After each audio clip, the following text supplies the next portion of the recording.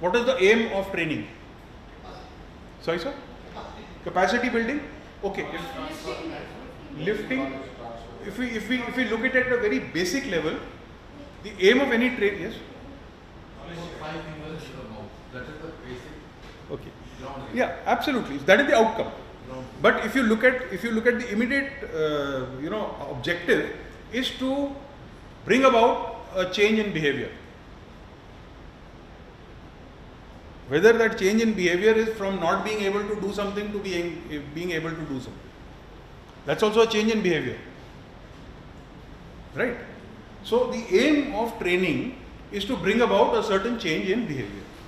So awareness can also be a part of that. Aim of training, certainly. Awareness can also be a part of it. But again, you are creating that awareness with ultimate aim is to bring about some. I said a part of it. Yes, certainly. Not the whole thing, Yeah. it's a part of it.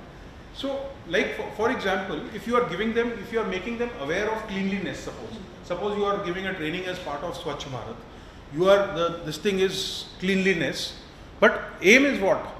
Behavioral change, कि कचरा नहीं फेंकना है, सफाई करना है. So awareness है, but change you want a behavioral change.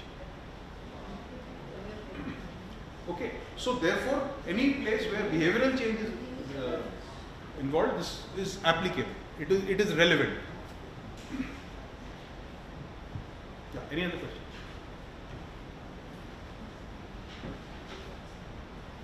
Okay, so I come to the third part. Achha, sorry, I forgot to mention one thing. Now, here we have answered the question why. How have we answered the question why? Why should I know about this topic?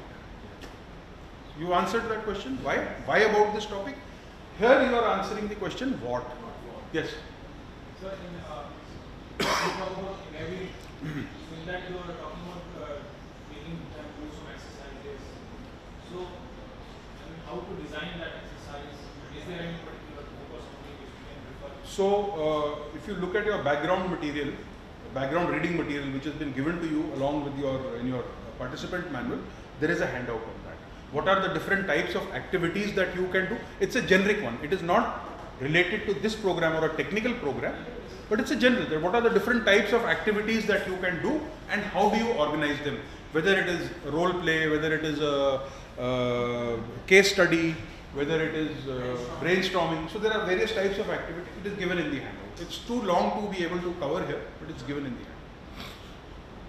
And they may not directly be applicable for this. Maybe what can work in this kind of a scenario is a case study. That would work very well here.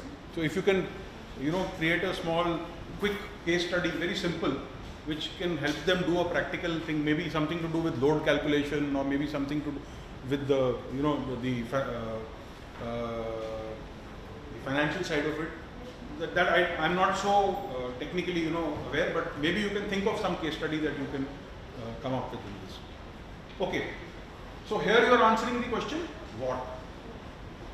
That is, what is the subject all about? You are clarifying the concept. And now we are going to answer the question, how? By giving feedback. So, my first question is, when will you give feedback? Sorry? At the initial session.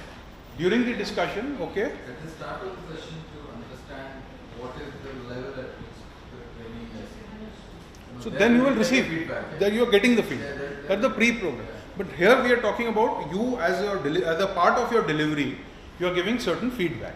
So one is during discussion. Yeah. What else?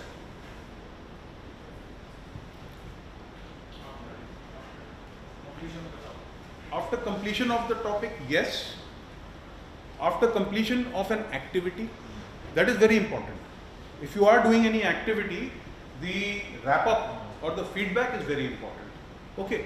Also, when a question is answered, then whether that question is correct or incorrect or partially correct, that feedback, it need not be in the formal form of a feedback, but by the way you respond to that question or how you correct it or how you add on to it, that is also your feedback. Okay, so how do you give feedback? In 3 steps. Describe, diagnose, differentiate. First you are describing what the activity is, right? So we did this, activity on troubleshooting in a circuit, just taking a random example, okay, and the way it was done step by step, it was very good. So you must, when you're giving feedback, you must also reinforce the positive. So aim of the feedback is basically for improvement. So you have to highlight what went wrong and what needs to be corrected, but you also must highlight what was done well, right? So you are describing what went well, or you're describing the process and you're describing the good things that were there or the things that went well. Then you are diagnosing. Who diagnoses normally? Who does diagnosis? Doctors. Doctors. Yeah. So when you are diagnosing, what are you finding out? Reasons behind. The problem, the reasons behind what is the problem? Yeah. So anything that you want changed, something that was not done ideally or correctly or the way you wanted it to be, what is that point? Analyzing this. Analyzing, that is the same, analyzing. So it is just to give it as 3 Ds, so it is easier, but you're right, it's analyzing also. So you are doing a fault finding kind of a thing. Okay, this thing was slightly off. Okay, what is the aim of this diagnosis? Why does the doctor diagnose? To improve, to treat, to Rectify. absolutely. Sorry? To remove the problem, right? So therefore differentiate. What is it that should be done differently to remove this problem? It should not be connected in this way, it should be connected in this way. So this is the 3 steps of feedback. Describe, diagnose, differentiate. When you are describing, you are also giving the positive reinforcement. You are explaining the process and giving the positive reinforcement. When you are diagnosing, you are telling them what is the thing that needs to be changed. And when you are differentiating, you are telling them how is it that it needs to be changed. Now what if it is perfect? Sorry? Appreciation. Yeah. So then you will be just describing it. That is an appreciation in itself. If there is nothing that if there is nothing that you want changed, then you can say so. That this is the way it was done. I think it was done very well, and this is how it should be done in field also or in real life also. Okay. So this is as far as feedback is concerned. Now, why is feedback important? I want to reinforce it. We talked about it yesterday. I want to reinforce it. Why is feedback important? For the betterment. For the- To know the correct level. For the, yes, absolutely, but more importantly for the learning to take place, so that wrong lessons are not carried home, right? So it is not that you are trying to criticize someone or you are trying to find faults with someone. You are just trying to make sure that the activity or whatever the process that has been undertaken, the lessons that need to be learned from that are drawn out, right? So when you come here and when you give your presentation, certain feedback will be given to you.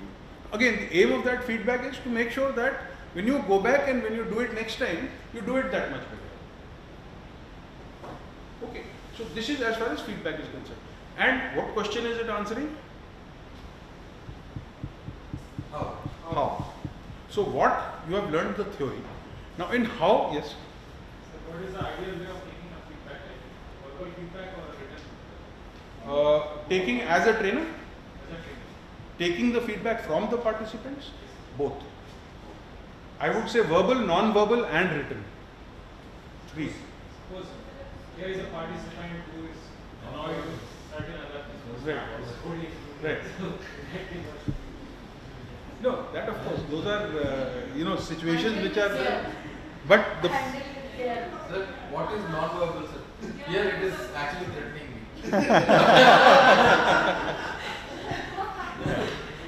no, non-verbal feedback is what I am getting from you all the time. That you all the eyes are on me, eye to eye, people are nodding their heads, right? That is non-verbal feedback for me. Whereas if someone is looking down, someone is looking here, someone is on the phone, that is again non-verbal feedback for me. So people are not interested. So to answer your question, to answer your question, one is of course non-verbal, verbal feedback, definitely you can always take. What is it that you want me to do differently, anything. But written feedback is also important. Because written feedback, A, for records it is important, B, you can analyze it and you can look at it, okay, next time how do we change, what do we do differently. So, yeah. And verbal and non-verbal is ongoing and written is at the end. So, yeah. Okay. So, here we are answering the question, how. So, how was the process? How is it actually, what was the practical part of it, theoretical part of it? How is the practical part of it? And it is also telling him, how have I done it? When you have done an activity, when you have done a performance, that how is also related to how have you done that activity. So, that is also, it is giving you that feedback. And lastly, we come to the conclusion. When you conclude your session, in the last 2 minutes, you review and you resolve. So, what do you do when you review? Summary, absolutely. Just go over that in this session, these are the points I have covered. And what do you resolve? It's a conclusion. As such, they highlighting the points. Highlighting or whatever is the key points. Another thing that you need to resolve is any doubts that anyone has. Finally. Right? So, you end with no one having any doubts. So, that is why you resolve. Okay. So, quick review. Introduce 2M, present content 3E, feedback 3D, conclude 2R. What if? How do you map it? Yeah. So what if is, when you resolve, you are also giving them those questions that normally, what are the kind of questions that will come? All those what if questions will come here. That is why you are resolving. Resort to question answer period. Ma'am, Sometimes absolutely. it comes. What I am saying is that when you are at the end of it, Yes. at the end of the topic, when I say, okay, any questions now, then that what if questions will come. कि sir अगर ये ऐसा नहीं हो, ऐसा हो तो क्या होगा? Then you have, that's why I said what if. Okay, so summarize, to review, 2M, 3E, 3D, 2R. If you remember this, me doctor, MEDR,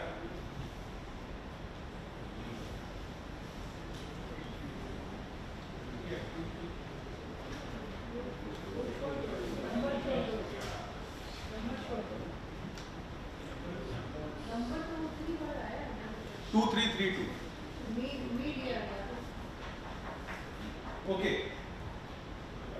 Now, finally, any questions in these 4 parts of conducting training, what I have said in the past 45 minutes?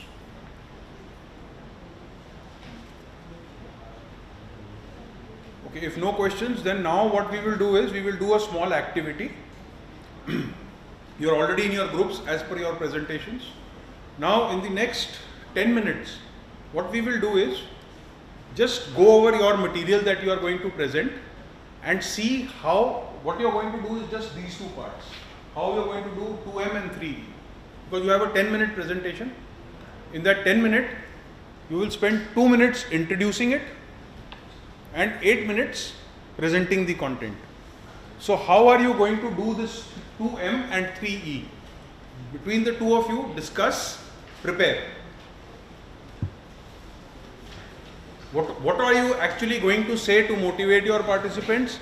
What are you going to say? How are you going to map the journey for them? How are you going to engage them? How are you going to elaborate? And how are you going to enable them? Okay, so 10 minutes, we go over this. Then after the tea break, we'll start with the presentations. Any questions? Okay, but presentation is tomorrow. My presentation. Yours is tomorrow, that's all right. You can still work on it now, na? Just do that now. So first 6 presentations we'll have today, balance we'll have tomorrow, but this activity you can do now also. Okay. After the presentation, after each presentation, I will come up and I'll give you feedback on the presentation. Okay. So whatever whatever I have noticed, whatever I have some suggestions or advice, I will come and tell you. So we will do 6 presentations today. At the end of 6 presentations, if there are any general points, overall this thing, I'll come and tell you. And then rest of the 6 presentations will be tomorrow again in the second half. Any questions about the presentations or the procedure, how we are going to do it? You're all ready? Okay, all the best.